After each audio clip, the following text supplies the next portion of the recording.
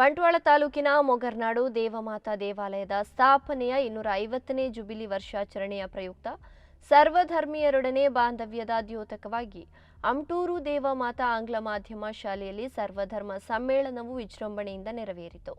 ಮೈಸೂರು ಧರ್ಮ ಪ್ರಾಂತ ಇಲ್ಲಿನ ಅತಿ ವಂದನೀಯ ಡಾಕ್ಟರ್ ಫ್ರಾನ್ಸಿಸ್ ಸೆರಾವೋ ಅವರ ನೇತೃತ್ವದಲ್ಲಿ ಬಲಿಪೂಜೆ ನಡೆಯಿತು. ಬಳಿಕ ಚರ್ಚ್ನಿಂದ ಅಮಟೂರು ಶಾಲೆವರೆಗೆ ಬೃಹತ್ ಮೆರವಣಿಗೆ ನಡೆಯಿತು. ಮೌಲಾನಾ ಯುಕೆ ಅಬ್ದುಲ್ ಅಜೀಜ್ ದಾರಿಮಿ ಚೊಕ್ಕಬೆಟ್ಟು ಮಾತನಾಡಿ, 3 ಧರ್ಮಗಳ ಧ್ವನಿ ರಾಷ್ಟ್ರ ನಿರ್ಮಾಣದ ಸಂದೇಶವಾಗಿದೆ. ನಾವು ಧರ್ಮನಿಷ್ಠೆಯಿಂದ ಪರರ ಸೇವೆಯನ್ನ ಮಾಡಬೇಕು. ಧರ್ಮ ಯಾರನ್ನೂ ಕೂಡ ದ್ವೇಷ ಮಾಡಲು ಕಲಿಸಲ್ಲ. ಪ್ರಕೃತಿಯು ಕೆಡುಕನ್ನು ತೆಗೆದು ಒಳ್ಳೆಯ ವಾತಾವರಣವನ್ನು ಕೊಡುತ್ತದೆ. ಹಾಗೆಯೇ ಇಂತಹ ಕಾರ್ಯಕ್ರಮಗಳನ್ನು ಮಾಡಿದರೆ ಬಾಂಧವ್ಯ ವೃದ್ಧಿಗೊಳಿಸಬಹುದು ಎಂದರು. ಸರ್ವಧರ್ಮ ಸಮ್ಮೇಳನದ ಅಧ್ಯಕ್ಷ ಮೈಸೂರು ಧರ್ಮ ಪ್ರಾಂತ ಇಲ್ಲಿನ ಅತಿ ವಂದನೀಯ ಡಾಕ್ಟರ್ ಫ್ರಾನ್ಸಿಸ್ ಸೆರಾವೋ ಶುಭವನ್ನು ಹಾರೈಸಿದರು. ದೇವಮಾತಾ ಆಂಗ್ಲ ಮಾಧ್ಯಮ ಶಾಲೆಯ ಶಿಕ್ಷಕರು ಬೈಬಲ್, ಕುರಾನ್ ಮತ್ತು ಭಗವದ್ಗೀತೆಗಳ ಅಧ್ಯಾಯಗಳನ್ನು ಓದಿದರು.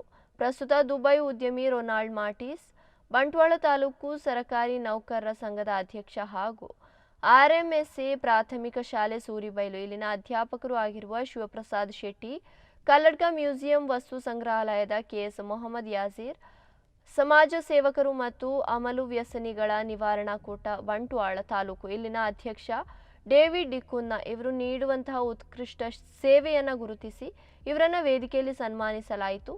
ತೆಲಿಕೆದ ಬೊಳ್ಳಿ ಲಯನ್ ದೇವದಾಸ್ ಕಾಪಿಗಾಡ್ ರಚಿಸಿ ನಿರ್ದೇಶಿಸಿ ನಟಿಸಿರುವ ತುಳು ಹಾಸ್ಯಮಯ ನಾಟಕ ಎನ್ನನೇ ಕತೆ ನಾಟಕವನ್ನು ಪ್ರದರ್ಶಿಸಲಾಯಿತು. ಕಾರ್ಯಕ್ರಮದಲ್ಲಿ ದೇವಮಾತಾ ದೇವಾಲಯ ಮೊಗರ್ನಾಡಿನ ಧರ್ಮಗುರುಗಳಾದ ಅತಿ ವಂದನೀಯ ಫಾದರ್ ಅನಿಲ್ ಕೆನ್ಯು ಡಿಮೆಲ್ಲೋ, ದೇವಮಾತಾ ಆಂಗ್ಲ ಮಾಧ್ಯಮ ಶಾಲೆ ಅಮಟೂರು ಇಲ್ಲಿನ ಮುಖ್ಯೋಪಾಧ್ಯಾಯರಾಗಿರುವ ವಂದನೀಯ ಫಾದರ್ ನವೀನ್ ಪ್ರಕಾಶ್ ಪಿಂಟೋ ವೇದಿಕೆಯಲ್ಲಿ ಉಪಸ್ಥಿತರಿದ್ದರು.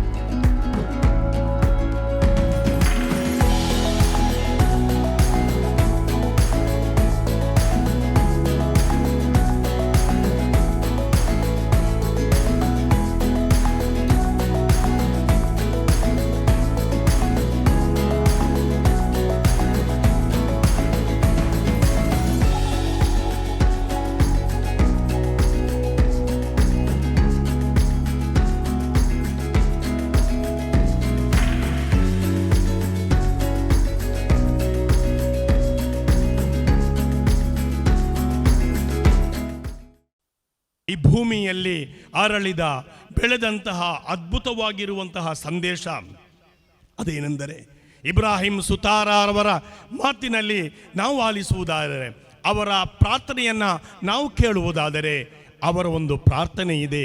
ಅದೇನೆಂದರೆ, ಮಣ್ಣಿನಿಂದ ಆದ ಮಡಕೆ ಮಣ್ಣಿಗಣ್ಯವೇ, ಮಣ್ಣಿನಿಂದ ಆದ ಮಡಕೆ ಮಣ್ಣಿಗಣ್ಯವೇ, ಹೊನ್ನಿನಿಂದ ಆದ ಒಡವೆ ಹೊನ್ನಿಗಣ್ಯವೇ.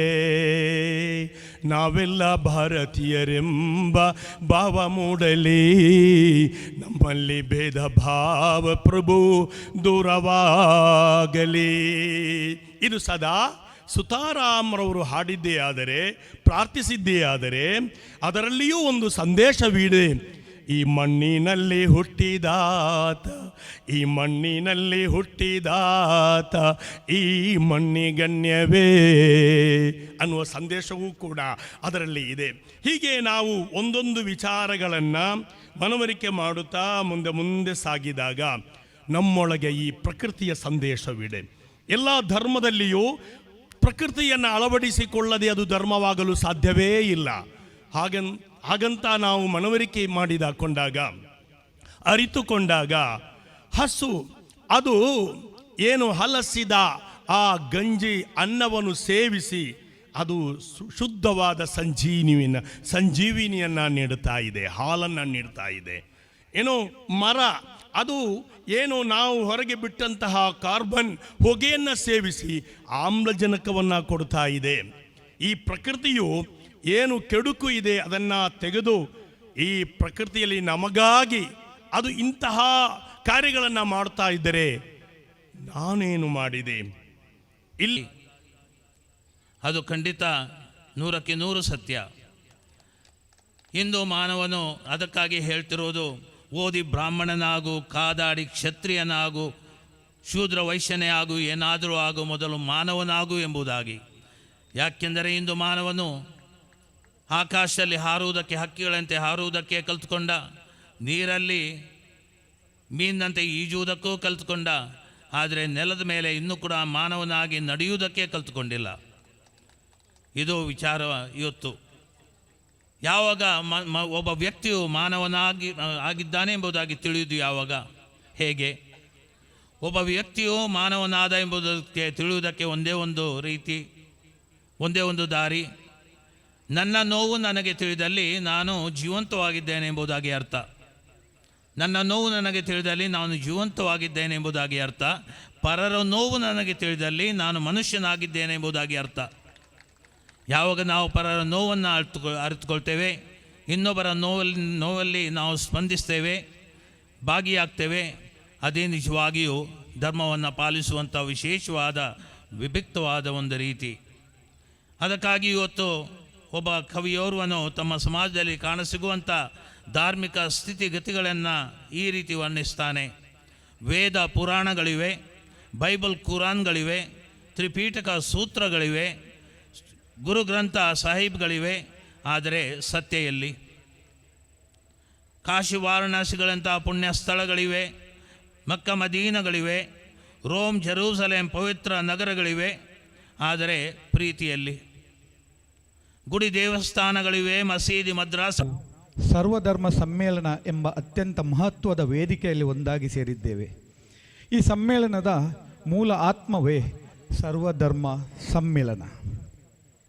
ಪ್ರಪಂಚದಲ್ಲಿ ಅನೇಕ ಧರ್ಮಗಳು ಅನೇಕ, ಮಾರ್ಗಗಳು ವಿಭಿನ್ನ, ಆದರೆ ಎಲ್ಲ ಧರ್ಮಗಳು ಹೇಳುವುದು ಒಂದೇ: ಪ್ರೀತಿ, ಸಹಾನುಭೂತಿ, ಸೇವೆ ಮತ್ತು ಶಾಂತಿಯ ಮೌಲ್ಯಗಳನ್ನು. ಇಂದು ಜಗತ್ತು ವೇಗವಾಗಿ ಬೆಳೆಯುವಾಗ ಮಾನವನ ಮನಸ್ಸು ಮಾತ್ರ ಅಲೆಮಾರಿಯಾಗುತ್ತಿದೆ. ಬಲವಾದ ಸಮಾಜ ನಿರ್ಮಾಣಕ್ಕೆ ಸೌಹಾರ್ದತೆ, ಪರಸ್ಪರ ಗೌರವ ಮತ್ತು ಸಹಜೀವನ ಅತ್ಯವಶ್ಯಕ. ಈ ಸಮ್ಮೇಳನವು ನಮಗೆಲ್ಲರಿಗೂ ಈ ಮೌಲ್ಯಗಳನ್ನು ನೆನಪಿಸುವ ಒಂದು ಶ್ರೇಷ್ಠ ವೇದಿಕೆ. ಸದ್ಗುರುಗಳು, ಸಂತರು, ಆಧ್ಯಾತ್ಮಿಕ ನಾಯಕರು ಎಲ್ಲರೂ ಒಟ್ಟುಗೂಡಿ ಸಮಾನತೆಯ ಸಂದೇಶವನ್ನು ನೀಡಿರುವುದು ಭಾರತೀಯ ಸಂಸ್ಕೃತಿಯ ಸೌಂದರ್ಯ. ಬಸವಣ್ಣ, ಗಾಂಧೀಜಿ, ವಕ್ತಾರರು, ಸಂತರು ಎಲ್ಲರೂ ಹೇಳುವುದು ಸರ್ವ ಜನಾಂಗದ ಹಿತ. ಸರ್ವಧರ್ಮ ಸಮ್ಮೇಳನವು ಕೇವಲ ಒಂದು ಕಾರ್ಯಕ್ರಮವಲ್ಲ, ಇದು ಒಂದು ಜಾಗೃತಿ, ಸಂದೇಶ ಮತ್ತು ನಮ್ಮ ಹೊಣೆಗಾರಿಕೆ. ಧರ್ಮವನ್ನು ಜಗಳಕ್ಕೆ ಬಳಸಬಾರದು. ಧರ್ಮ ಎನ್ನುವುದು ಒಗ್ಗೂಡಿಸಲು, ಎಲ್ಲರನ್ನು ಒಗ್ಗೂಡಿಸಲು ಬಳಕೆಯಾಗಬೇಕು. ಈ ವೇದಿಕೆಯಿಂದ ನಮ್ಮ ಹೇಳುವುದಿಷ್ಟೇ: ಧರ್ಮ ಬೇರೆ ಬೇರೆ, ಆದರೆ ಎಲ್ಲ ಧರ್ಮಗಳ ಮೌಲ್ಯ ಮಾತ್ರ ಒಂದೇ. ಇಂದಿನ ದಿನ ನಾವೆಲ್ಲರೂ ಒಂದೇ ಮನಸ್ಸಿನಿಂದ ಶಾಂತಿ, ಸ್ನೇಹ, ಏಕತೆ ಬೆಳೆಸೋಣ, ಪರಸ್ಪರ ಗೌರವದಿಂದ ವರ್ತಿಸೋಣ, ಒಬ್ಬರ ಧರ್ಮ ಇನ್ನೊಬ್ಬರ ಸಂಪತ್ತು ಎಂಬ ಮನೋಭಾವನೆ ಬೆಳೆಸೋಣ. ಕೊನೆಗೆ